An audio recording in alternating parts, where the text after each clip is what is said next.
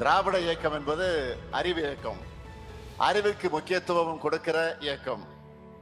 அதனாலதான் அறிவியல் சார்ந்த கண்டுபிடிப்புகளை அடுத்தடுத்த தலைமுறைகளுக்கு உடனடியாக உடனுக்குடன் கிடைக்கும்னு நம்ம ஆட்சி செயல்பட்டு கொண்டிருக்கு.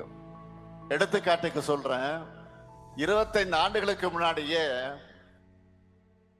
இனி வரக்கூடிய காலம் தொழில்நுட்ப காலம், கம்ப்யூட்டர்களுடைய காலம்னு உணர்ந்து ஐடி பாலிசி டைடல் பார்க்னு கொண்டு வந்தார் நம்முடைய முத்தமிழறிஞர் கலைஞர் அவர்கள்.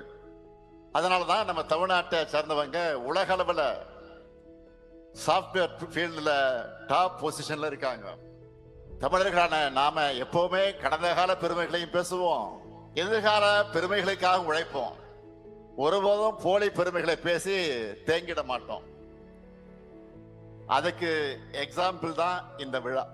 எதுக்காக இதையெல்லாம் சொல்றேன்னா, உங்களுடைய திறனும் பகுத்தறிவும் அறிவியல் பார்வையும் என்கரேஜ் செய்யப்பட்டால்தான் புது புது கண்டுபிடிப்புகள் நிகழும், தொழில்நுட்பம் வளரும்.